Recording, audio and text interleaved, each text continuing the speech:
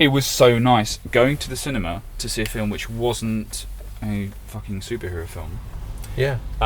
Wasn't a sequel. That was actually a good film in the last 4 years. Like, I don't think I've done that. I don't think I've seen a film in the last 4 years at the cinema that's been good. And not a franchise movie, like an actual film made by a director, written, or like say, adapted or remade. Yeah. It's great. Like, everything about it is so well put together. Which is why I'm like so curious as to why so many people say, oh, it's a bit dull, or a bit nothing really happens in it. Obviously, we've seen Once Upon a Time in Hollywood twice now. And both times it left me feeling kind of bittersweet, because it's like a celebration, I think, of everything that's kind of now dying in movies, from the craftsmanship behind and in front of the camera. Yeah. But even to the thing of like the draw of star power, which isn't really a thing anymore. Yeah. But in the 90s, that was the way you sold a film. Yeah, because like the fact that Once Upon a Time in Hollywood it probably did fine, but it wouldn't have brought in Avengers figures. No. But this is a movie that stars Brad Pitt and Leonardo DiCaprio, which are like two of the biggest Hollywood leading men.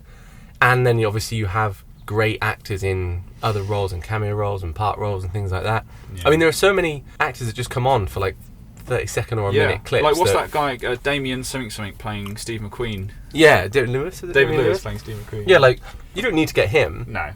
But to play Steve McQueen, but they do. Yeah. You know, and then you've got, and I can't remember his name, but the bookshop owner, he's like an old like actor that Tarantino kind of just brings back for that like one scene. Right. And then there's just all the other stuff. I mean, Al Pacino. Yeah. He's just this like crazy Italian movie guy. And then there's just so much star power in it, so much draw. Yeah. And these are like actors on the top of their game in it as well. Yeah. But it's bittersweet because it's great to see them. But at the same time, it's like their names don't bring people in anymore to do films. Now it's character names, like the new Iron Man film, starring, you know, Tony Stark as Iron Man or whatever. It's not actually about star power, and that's not necessarily the worst thing.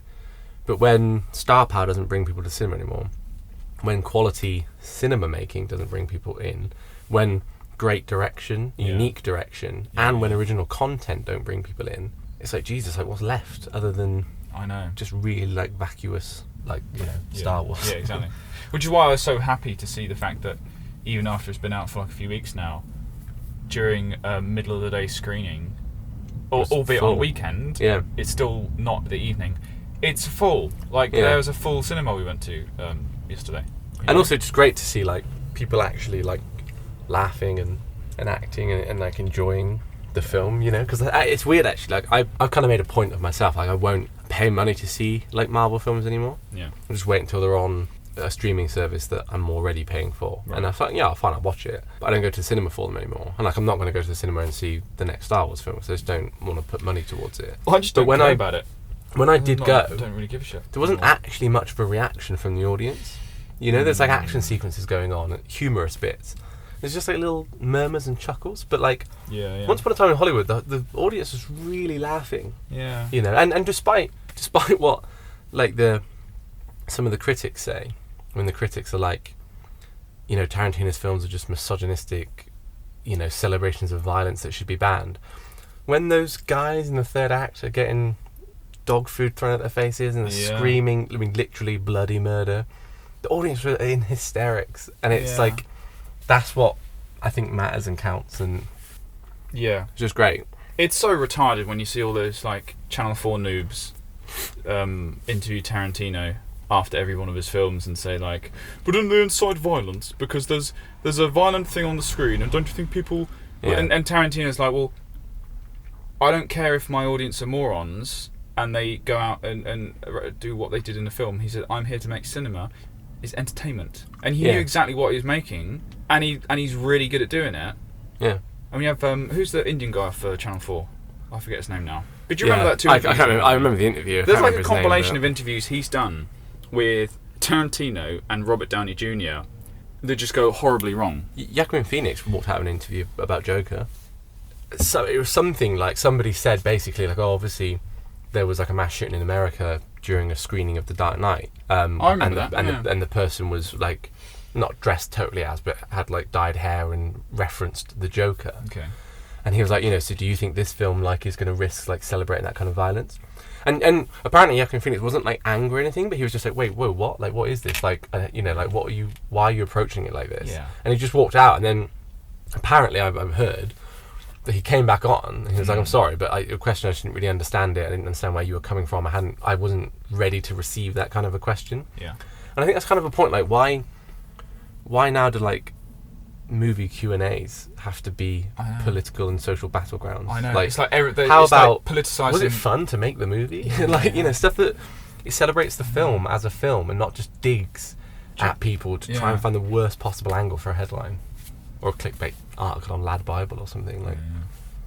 Do you remember the interview that the guy did, the Indian Channel 4 man did with Robert Downey Jr. and he asked Robert Downey Jr. about like drug and alcohol problems in his past or something? Yeah.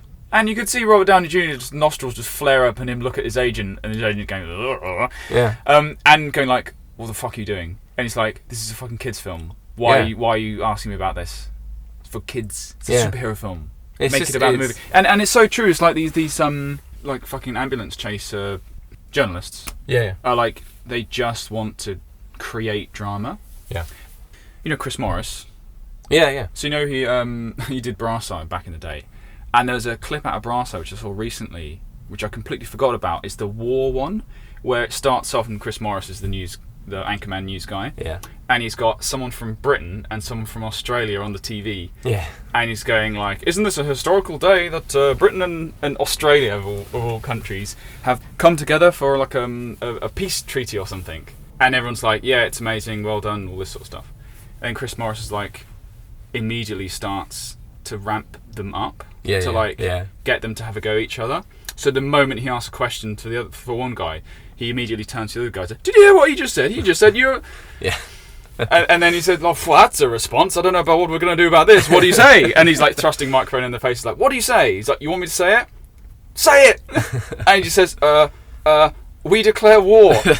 And then the moment Chris Morris hears the word war, he like turns around straight at the camera, jumps in the lens and says, yes, war! And then like the lights in the studio change to red, and then instantly they go like, we've got this person talking about this part of the war and this person talking about this part of the war.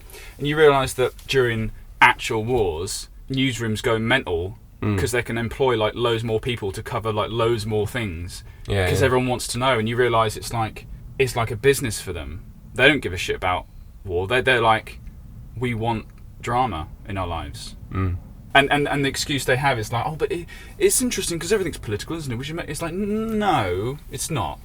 Especially with films. Yeah. At least some things shouldn't be. It's storytelling and art. Yeah. Yeah, and culture. And entertainment. And entertainment, yeah. You shouldn't be able to put a political label on everything. No.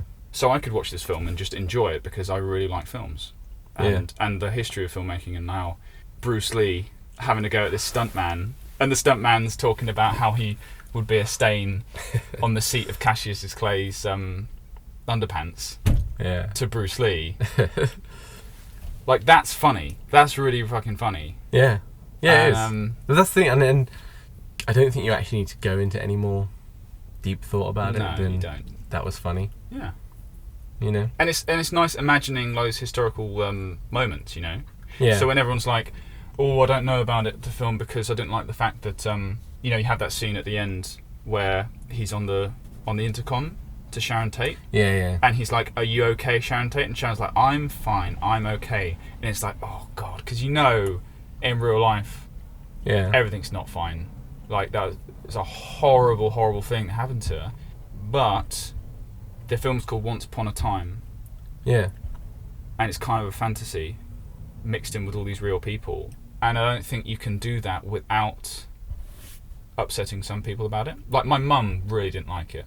Because she was like, no, I don't know how old she wasn't. But she remembers that from like her recent history of the Manson family and all that sort of malarkey.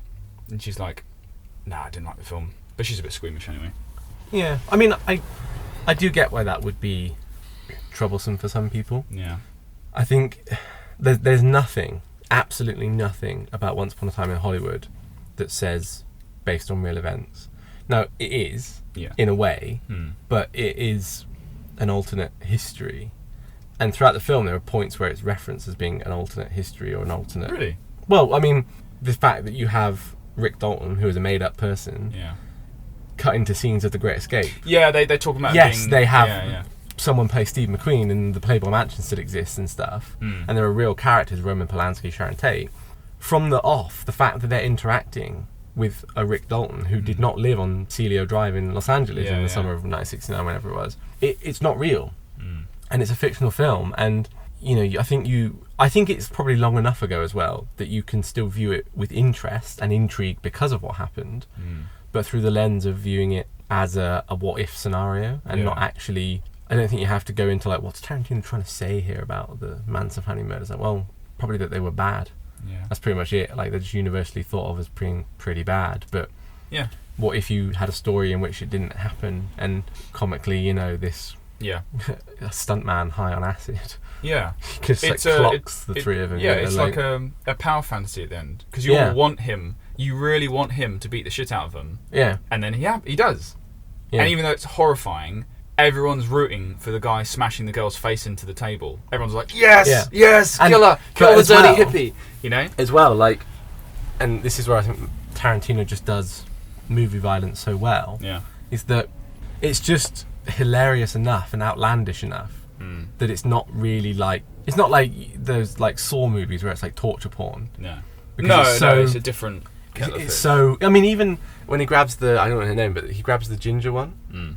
And first of all, he's like smacking her against this, and then he smacks her against something else, and then he goes to another thing. Yeah. And it's done for like comedic effect. And it's intercut. Like, it's not, you don't follow them around from furniture piece to furniture piece. It's not realistic. No. It's like, I'm going to smash you into the picture. I'm going to smash you into the mantelpiece. I'm going to smash you into the phone. I'm going to smash you into the table. And it's done like a piece of comedy. It's like I guess like a bloodier version of like, when you have like, in The Simpsons when Homer falls down Springfield Gorge and just like hits like 1,000 rocks and then goes up in the ambulance and hits them again, and then the thing falls out of the ambulance and it hits them again. It's that same thing where there's no realism to it. And just him, like, the woman just like screams out, falls into the pool, and then carries on screaming. Rick Dalton's like, what the hell? And then like just swims away from her and is like, you know what I'm gonna do? Yeah. I'm gonna get my flamethrower. Like, there's no realism to it. No. And it's just great. I love that cut when they go from she's screaming out of the window, smashes herself through the French doors into the pool, and then you immediately cut to like a wide shot of Rick Dalton on the Lido, because it's almost like you forgot about him. Yeah. Because the first time I saw this, I was like, oh, so Rick Dalton's going to burst in at the moment and like, I don't know, like lob a whole frozen like blender full of margarita at someone. I thought that was going to happen. Yeah. But I like the fact that he was so zonked out. So this is something for me still on his Lido as his best friend's like beating these two people. But this is something that multiple things in the film are done really well. Is like what we've sort of said before, like tells. Yes. Because yeah. Because there's one like shot in amidst, Cliff coming back from his walk with the dog. Yeah. In amidst the Manson family coming in the car. In amidst everything else. There's that one shot where you see Rick singing along, and he's just singing with his big 1960s headphones and the portable radio thing. And again, it's not a lot, but it's enough so that you don't question where he is. You question how he's going to be brought into the scene. Yeah. And that is, again, all throughout the film. There's, the flamethrower, like, Cliff has to go and fix his aerial earlier in the film. And greatly, the flamethrower's brought up. It's like the second scene in the movie. Yeah. He's reminiscing about his best parts with Al Pacino's character, and you have the scene, and then he's like, and that flamethrower was really hot, and he's like, they show him training with it, that it's a real flamethrower. And at the time you're like, that's such a cool movie speak, like the hidden behind the scenes bit. Yeah. But then Cliff's fixing his aerial, and the camera just subtly nods down to he keeps the flame for his tool shed, and you don't think about it. No, you don't. But come the end, he strolls out all macho with that flamethrower, like, oh, of course, because it's in the shed. Yeah. And it's really well weaved in that he has it, and that the film does a lot with those tells, and like just really subtle things, like even though Cliff's a stuntman and he's kind of got the physique, there's nothing that explicitly says this man is a really good fighter. Like, why would he be? Yeah. But the fact that when you see him first go home and you kind of follow him in from his car and he passes that weight bench and it's like he obviously lifts and he's sort of like you know, kind of like a real kind of like stereotypical like man's man, you know, beer in the fridge, macaroni dinner. And it's like grim dinner. And then when he's able to go like toe to toe with Bruce Lee, and at the end when he's just able to take on these 3 novice hippies, you buy it because those subtle bits come together. Yeah, you know, and that's just great like visual storytelling. It is. Nothing explicitly says like, and remember, audience, Cliff's a really good fighter. It's done through action. Yeah, and you know, it's just like comically surprises you as well. Yeah. Like the bit where he just leaps up from he doesn't get a ladder out, he just fucking jumps onto the roof. Yeah. Yeah. It's like out of nowhere, it's like some parkour hero. And it's like, because he's a stuntman, like, that's what they do, you know. Yeah. I like the fact that he had loads of scars. Because I was trying to think, like, what's up with his skin? It's all like... And then you looked and you're like, he's got like... Scars. They did like shitloads of makeup bruises, on him. Yeah. Yeah, and I like the fact that he just can't hold his tongue. Yeah. Even though he was like he was asking for a job, and they're like, okay, we all think you might have murdered your wife. Yeah. But okay, we'll give you a job, but he just can't hold his tongue when he has some like how did he describe Bruce Lee as a small man with a big chip. Yeah, small man with a big chip and a big mouth. And I thought that was quite funny. Yeah, that is. Yeah, everything about that film is well put together. Yeah. There aren't many films nowadays. There aren't many filmmakers nowadays that would have the confidence to just show someone driving around and trust that you'll be invested enough. But there's a lot to that. I almost think that Tarantino might not even... He doesn't really care if you're invested enough. He's just like, he wants to make a good movie. Yeah, and he's invested. And he's invested enough to make it a good film. Yeah. I kind of respect him for that he doesn't really... He's not too fussed about what the people think. But even slight things like the great bit at the start where Cliff's obviously driving Rick Dalton around. Yeah. And then he sort of takes him home, and then he gets into that old banger car next to him. It turns out obviously like he's been driving Rick's car all day. Yeah.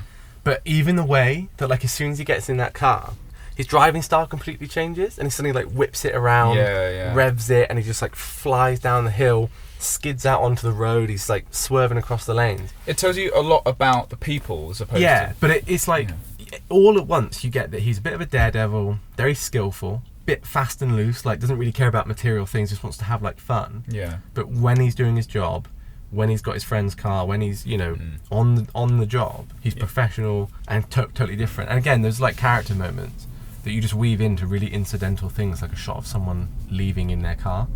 And so many films nowadays would just be like, oh, can you just get the B crew to film generic video?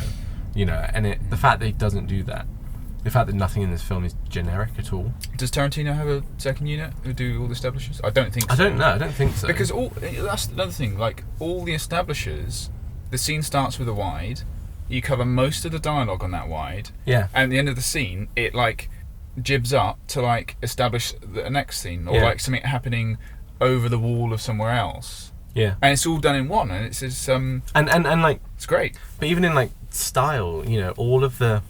he kind of switches between movies within movies that are obviously shot with modern day cameras. Yeah. To then like the Italian westerns and the that James was so Bond funny when they bitch about spaghetti westerns. But that scene where they showed the clip of him in the James Bond spoof, and it's all shot on like old cameras. And then the shot where they're watching, like, was it Mystery Science Theatre, where they're like watching his FBI episode and just commentating over it. That was so funny. And everything's just done really interestingly. In fact, the only semi-generic shot I can think of, and I get why they had to do it, was when I think they have a digital shot of a Pan Am airplane in the sky, because obviously that wouldn't exist. But even the shot of the plane landing is like archival footage. Yeah. Old camera is archival. Well, I think it is, because it's really like grainy, old style footage, and it's just like it looks like it was shot not especially on a set. So they literally have, I think, the one shot of the plane mid-air, which is quite shiny and glitzy. And it's just to establish that they're flying back, and then you get the voiceover. But then straight back in, and it's like this old style footage and stuff, and it's all done with a certain charm. And there's a lot of, obviously, like, it's very, very easy to just generically shoot plane in the sky, they're in the air. But the fact that they kind of just draw comedy out of it and charm out of it and interest. It's very charming. Good. The whole film's very charming. Yeah. And I had a big smile on my face when... the FBI commentary. Oh man, that was so funny. When you see... you hear them right in the face. Yeah, and then when you hear Cliff go, that was a solid jump. And then the other character comes in, and you hear Rick Dalton that guy was a fucking prick. Yeah, yeah. It is so funny because you can imagine that happening. They're like, let's watch our episode of this that we worked on, and let's talk about it as we're watching it. Because they're not watching it for the story; they're just watching it because they worked on it, and it's like it's a fun thing to do. Yeah, and it's that like strangely endearing like Hollywood ego where it's like, let's watch myself because I was on television. He's sort of like, because he is obviously like a has-been character. Yeah, just kind of feel like, you have that little moment because it's all you've got, kind of thing, you know. And then Leonardo DiCaprio does a really good hungover. Yeah, like when he's like sweaty, bumbling, and trying to smoke at the same time. Just he's always like spitting. That scene when he arrives on the set for the Western and he's got the fake mustache on. And he's already like, he's like face buried in water, and he's all like sort of like stumbling around. Yeah. And then he comes over and sits down next to that little girl, and just goes and just like spits, and her face is just like, oh my god, like and, you know, and it's just like, he's just such a just like almost just like crippled with this like drunken alcoholic hangovery ness, and it's and he's just screaming at himself in that in the trailer, saying like, you had to have fucking 8, like what's it, whiskey sours. You couldn't have 3 or 4. You had to have fucking 8. It's like he looks himself in the mirror and says, says, "I practiced the lines, and they're not gonna think I practiced." It's just like, then he's just like staring in the mirror, and that's another great like Tarantino thing. When he stares in the mirror, it's like specifically unnaturally angled so that we see he's him talking looking to himself, at the camera. He's not looking at himself. But it's like, it's just done for such a like, it's just like interesting and just sort of like so funny. It's like pep talking the audience as well as himself and stuff. And like he says, "I will blow your fucking brains out tonight. Stop drinking." And then picks up the hip flask. And he's like, "God damn it!" Loves the hip flask at the wall. Yeah. There's some really great comedic moments.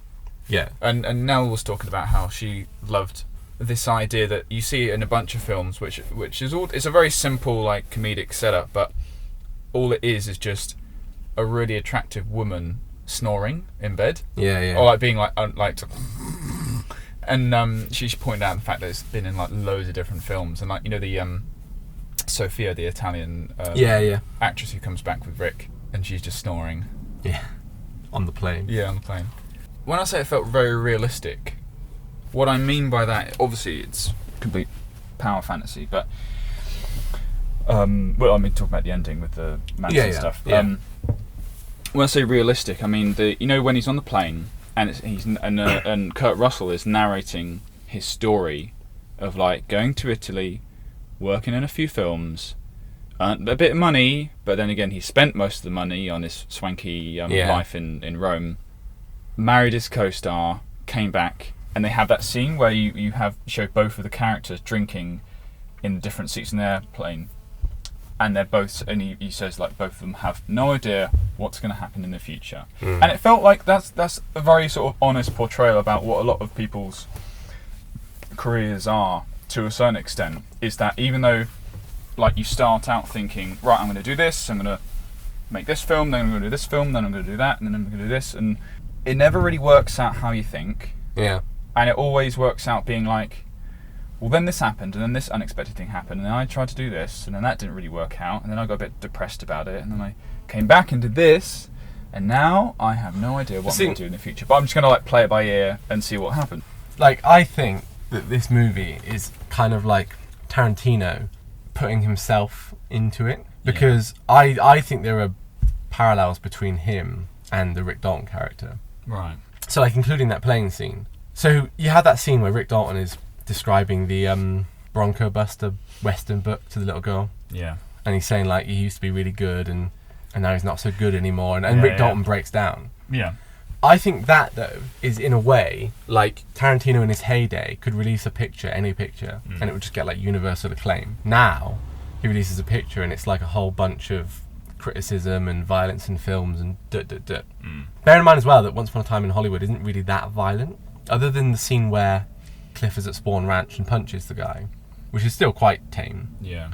There isn't really, compared to his other movies, a lot of violence throughout the movie until the third act. And it's almost like him like teasing us with like bowing down to that pressure and like not having violence in movies. But then you have obviously the bit on the plane, and he says like, you know, neither of them know what's gonna happen. Yeah. And is that like Tarantino going like, because Tarantino's before said like, oh, I'm not gonna make films anymore, or like that's it, I'm done, like I don't want to make films anymore. Yeah. And that's it. In a way, I think that's him again being like, you know, like I don't know what's gonna happen, like I'm not gonna make movies anymore. I don't know what the reaction's gonna be. Is there a place for me in Hollywood anymore? But then there's that great bit where one of the guests at Sharon Tate's house is watching television, and the guy on television then's like, and now the bit that you've been waiting for, and then it just like instantly ramps up into like classic Tarantino violence and comedy and just a celebration of all of that. Yeah. And I think that, and then obviously at the end, you know, Rick Dalton, who, if you remember, previously just like fired Cliff because he doesn't have any money. Yeah. Suddenly he's in with like Sharon Tate and Jay Sebring, is it? And you kind of get this idea that maybe he's going to then meet Polanski, and maybe he's going to get a part, and maybe actually he's going to be all right. And I think that's kind of like Tarantino teasing with us about him. He'll be like, no, I'm going to keep making films, and I'm going to keep making them exactly the same way. Yeah. You know, and it for me, it was like at the end of Inglourious Bastards when Brad Pitt as Aldo Rain with I can't remember his name, but BJ Novak's character. They've just carved the swastika into Christoph Waltz's head, and then he looks back and he's like, I think that might be my masterpiece. Yeah. And that was like, I think that was Tarantino, like, this is my best film. Maybe it isn't, but I think that's him saying it, and I think he does that quite a lot in his films. And this one, I felt a lot of that. Yes. You know, because of the kind of climate that his films exist in now. I think it's kind of like a... What do you mean by climate? Well, like the criticism of violence in movies, the misogynism, it's not just entertainment, it has to be thought of broader. I think everything in a way, has to be looked through via a political lens and all this. Yeah, but I think in a way this was his a sort of like cheeky middle finger up to that, and he was like, "Well, you can say what you want, but I'm going to keep doing what I want to do." Yeah, and also retained Final Cut privileges, which is amazing. So, you know, he's sort of. I think he's just. Yeah, I think it's just like, you can keep on at me, but I'm not going to change because I enjoy doing this and people enjoy watching it. Yeah, I really hope he carries on making films, because it's funny how, do you remember when we saw The Hateful Eight? Yeah. And we were both like not that impressed by it. Yeah.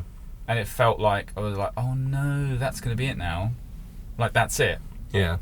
So when I saw this, I went in with low expectations, whereas I think a lot of other people went in with high expectations and were disappointed. Yeah. Whereas I went on with low expectations, thinking like, well, I kind of still think the best thing he did was like Django and Jackie Brown. I don't think he even directed Jackie Brown. He only wrote. No, he did direct. I think he directed it. Yeah. But yeah, and I was like, went in with low expectations, thinking, okay, well, this is going to be a rehash of the last thing. But I'm so happy that it wasn't just like a schlocky Western, because I think that's all The Hateful Eight was for me, was just like. Yeah, I think my schlock. My issue with The Hateful Eight is I don't think his style of filmmaking and what he likes to do, I don't think it suits itself necessarily to one location films. Yeah. And, you know, when it first started, I thought, this is really good.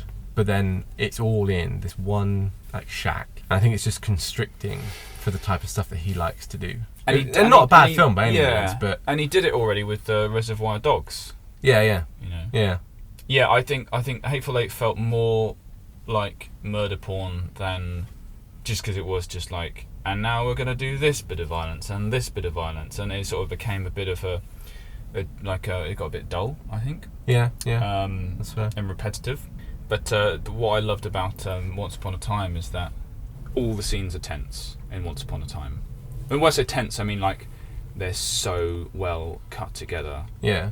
Like that scene at Spawn Ranch is amazing. Awesome scene. It's like you think for like 10 minutes straight that some horrible dirty hippie's going to run out and stab him, and that'll be the end of him, you know. But even the way he plays it down to when he opens the door on like George Spahn's room, and there's just that, it's just the back of someone, and that's so creepy, and the fact that she says, oh, by the way, George is blind, and like I was just expecting him to like pull him over, and it'd almost be like that the bit in Psycho when it's like the dead woman. I just thought it'd be like some skull or like eyeless guy, but it's just this old guy. It's like, I'm Haggerty, and she sleeps with me, and we watch FBI and Bonanza. It's like, and it, in a way, it's so much worse because it's just like really gross. But like again, it's like so tense and just I mean, just played so well.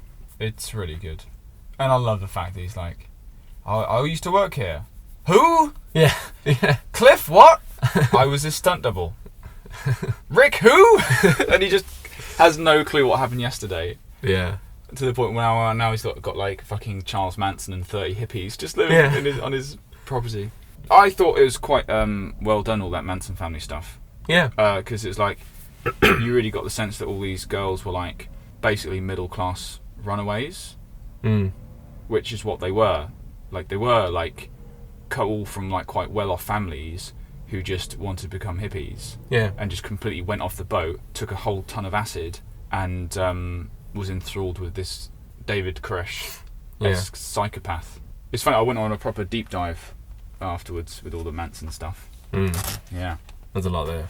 There's a lot there. You see like footage of him, Charles Manson in prison as like an old man, like shouting at the camera and stuff. It's like, ugh. Yeah. It's very, do you know about Charles Manson's home life when he was a kid?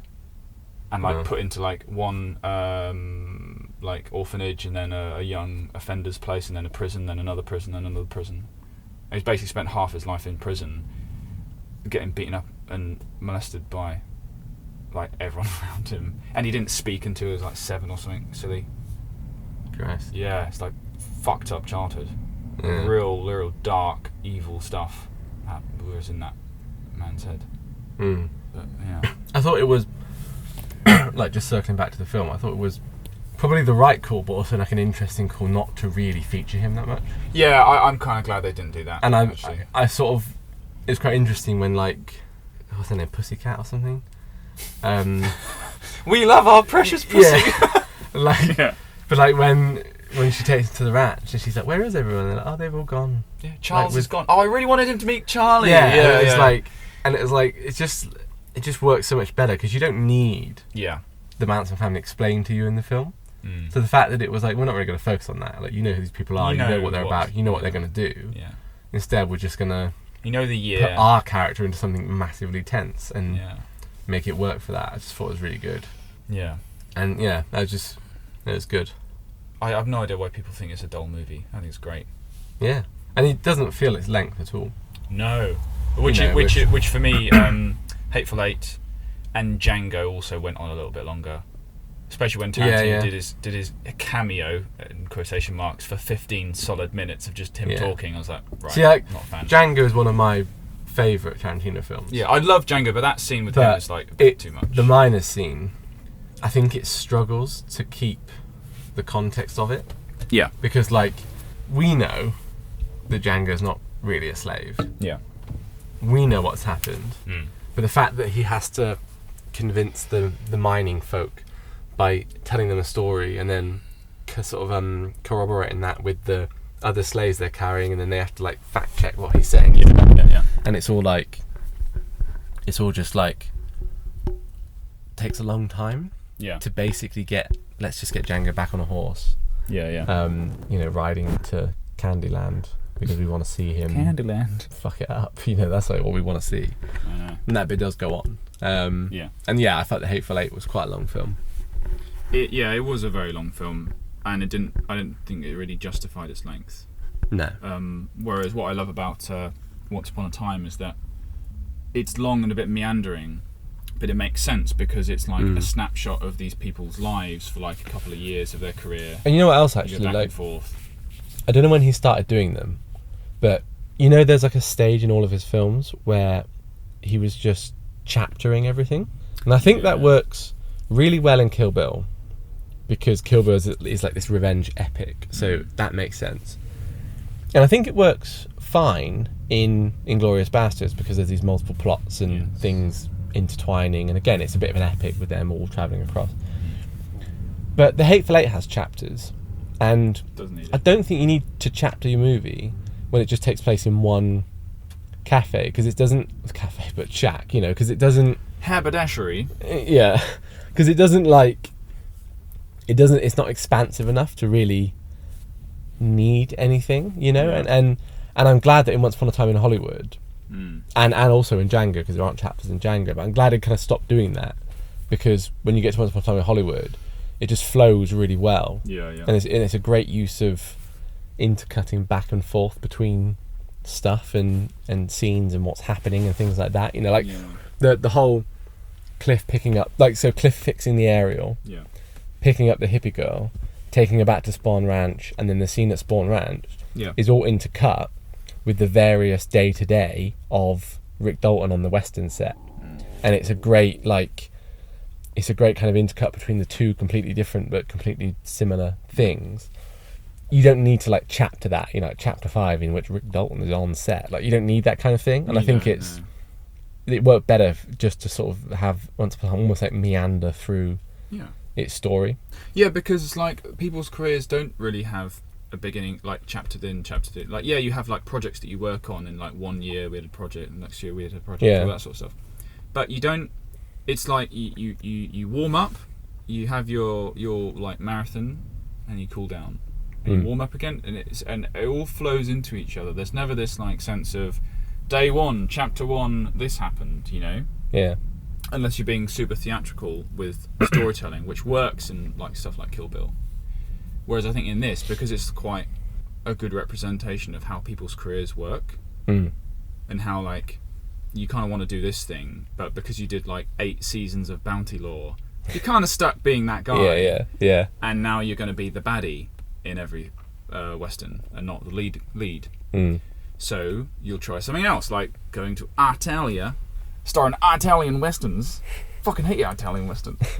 And I love the fact they commented on the post-sync. The way they described it was so funny, and I had a massive smile on my face when you heard Kurt Russell say the post-sync, every actor speaks his own language, Tower of Babel style of filmmaking. I was like, that's such a good description of what spaghetti westerns are. Yeah, that is really good. It's like, it's so funny that at the time they were like, yeah, this is the best way we're going to do it, and this is what our movies will be like, and we'll look back and be embarrassed. And I like the bit where he was like, Rick liked the food so much he gained 15 pounds while he was there. It reminded me of those stories. I've forgotten the guy's name. It reminded me of the stories of the guy that starred in The Sound of Music, who hated starring in The Sound of Music. In the original, like as in yeah. The I can't remember his name, but neither can I.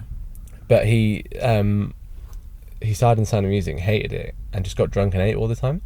And by the end of the shoot, they had to like extend all of his clothes and props and stuff, and his costumes had to all be extended and like sewn out the back because he was too big for them. Hilarious. And I just kept thinking there's like images where like, you know, Rick's going to his Western every day and putting on his pants and it's just a little bit tighter, and like the waistcoat doesn't do up anymore or whatever. And it's just like, just little details like that I think really just sold it for me, like this is just like an exploration of Hollywood life and things like that. It's just fun to be engrossed in. Little lines like when he talks about how he got advice from someone who says, when you work in town, you buy a house in town. You know, you live here. You fucking live in Hollywood. And he's talking about, like, you know, how you shouldn't rent and stuff. And like, that seems so realistic. You can imagine people talking about that when they're in this high point of their career, going like, yeah, let's buy a house here because this is amazing. This is such a fucking fantastic country, and there's great weather and beaches and everything, and all our work's here. It's great. Let's buy a house here and stuff. And I like the fact they had little lines that really sold it. Yeah. You know? Yeah. Like that montage where you see all the neon signs blow up with the music. Yeah, I love that. That's such a good montage. Yeah. And they have the slow-mo of them walking out of the airport. Yeah. And then it's just like the camera just drifts back, and it's just got Cliff like trailing with their massive suitcases upon suitcases. The boot car, like it's just open like that. It's just like everything's lashed down. Yeah. You know the bit where he says to Cliff, he's letting him go basically. Yeah. And Cliff's like, well, that's my lot, and he's like, perfect, accepts his fate. He's not like he's gonna bitch and whine about it. He's like, yeah, I get it. And Leonardo DiCaprio is telling him of his plan of like, yeah, maybe sell the house and buy a condo on like somewhere else and just live off the money. And it's like, it's quite sad because you know that once you start thinking like that, it's like, or once you do that, you're like, that's your lot. You're never probably gonna do that. You're never gonna get that house again in your future because that was at like the peak of your career. Yeah. And now you're on your way down.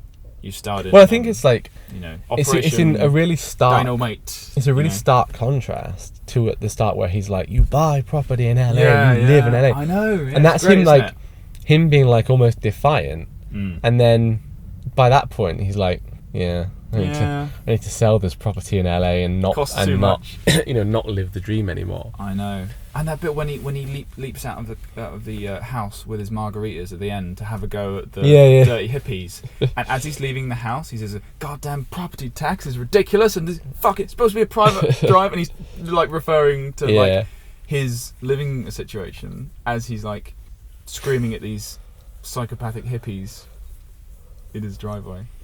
Yeah, there's a lot to. It's just a really nice film. Yeah. Just to just engross yourself in, really. Yeah.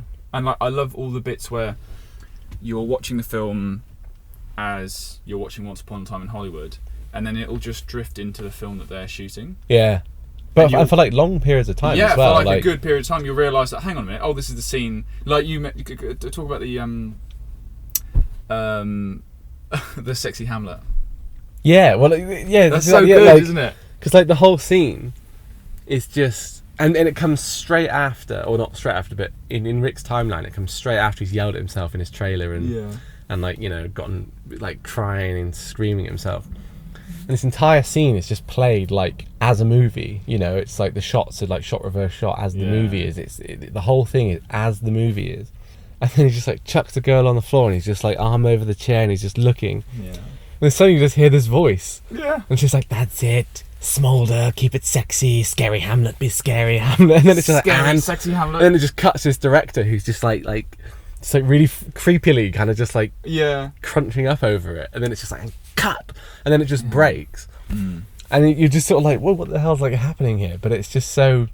Yeah, and the little girl gets up and says, "Oh, it's fine. I'm wearing arm pads. I got pads on." Yeah, it's just that's just so good. Yeah. And at the end of that scene, there's that huge close-up on his face, and then the girl whispers in his ear, like, "That was the best acting I've ever seen." Yeah. And then just like his eyes water up, and it's just like strangely actually emotional, and you're just like, and he gets means so much to him, like it's says, crazy. Like, "I'm Rick fucking Dalton." Yeah. And you got his gun, like his gun's like pointing at the ceiling, isn't it? And it's just like you always want to just like fire it. It's just like it's just, and I think again it's like. Because Tarantino's always really playful, and like, I mean, is it like Pulp Fiction, where like he copies that retro film where like Uma Thurman like draws a square and it dots it out in like a white line, and then like all throughout his films there's like subtitles that sometimes just change language randomly and there's no reason for it, but it just happens. And then in this one, it's like sometimes the movies within movies are shot exactly the same. Other times, Leonardo DiCaprio's like CGI'd into footage from The Great Escape, and then other times it's Margot Robbie watching the actual Sharon Tate star in Wrecking Ball, and it's all like, and it never confuses you. You instantly get every time what's happening, but it's being like playful with, and I wouldn't even necessarily go as deep as saying like, it's him playing with the idea that nothing in Hollywood is real. Like it's nothing like that. I think it's just him being playful with it and just being like, I feel like shooting this bit this way, maybe there was a part of it that was like, I don't feel comfortable reshooting Sharon Tate scenes. Maybe it's like a homage to her or something. But they could have reshot the Great Escape stuff easily, and done it like that. But I think, but it's almost like it plays for fantasy in his head. Yeah. It's him like watching the movie in his head, but him playing the part and stuff, and his acting is really corny and hammy. And it only cuts to that when he's describing the process of auditioning for the part in the Great Escape. But weirdly, it's like. He's telling, is it Tim Oliphant's character? He's saying to him like, "Oh, I never auditioned. I never was on set. Like it was me and other people." But then it's cut into him filming scenes, and you're like, "Did he film scenes?" And then they cut him. Or then they cut him. Or is this in his head? Is it fantasy? Or is it just? Wouldn't it be fun to see him act in this film? And you never really know, but it's just fun to watch and kind of just like piece together what's kind of happening, and it just and that seems really weird actually, because Tim Oliphant's character comes over to him, introduces himself, and then it jump cuts to halfway through the conversation, and then it jump cuts again to the conversation. There's a few scenes that happen like that, and it's a bit like, that's weird, because it's like quite a subtle cut. Like jump cuts are usually quite drastic, like people have changed positions or something. But it's like they cut out like 3 seconds or something. Yeah, and it's interesting, but again, and I think it's just like a playfulness that just keeps you alert almost and intrigued by it, and that again is just very Tarantino. It's a film about films, and that's what he's always done. Film about film made by someone that loves films. which is refreshing. Funnily enough, shouldn't be, but it is. It is, yeah, it's great. But it never comes across as being like self-indulgent or hammy or like forced. It's so well put together that you never get pissed off with it. The only time I did get pissed off with it is, like, say, back when he did his cameo in Django, which isn't a cameo, it's like a fucking bit part. Yeah. And like, I think it would have been so much better to have that scene just be, he's the guy at the end who looks in the bag, and you cut to the wide, and he just blows himself up. Yeah. Because you know how that scene ends. He gets blown up. Exactly. Dynamite. That would have been way more of a funny. Because you instantly know, oh, it's, and then he gets blown up. Like, that's kind of funny. That's a cameo. Yeah. Yeah, I'm glad that he's kind of stopped doing them. Because he's not that good of an actor. He kind of M. Night Shyamalan himself. Yeah, that's good. You remember when M. Night Shyamalan was in The Lady in the Water? And he was in Signs as well. But no, not the fact that he's in his films, but he's in The Lady in the Water, and he plays a writer who is foretold that his works are going to like change the world because his writing is so good. Oh, Jesus. And you're like, M. Night Shyamalan, are you really casting yourself as the writer who's going to prolifically change the world through their writing?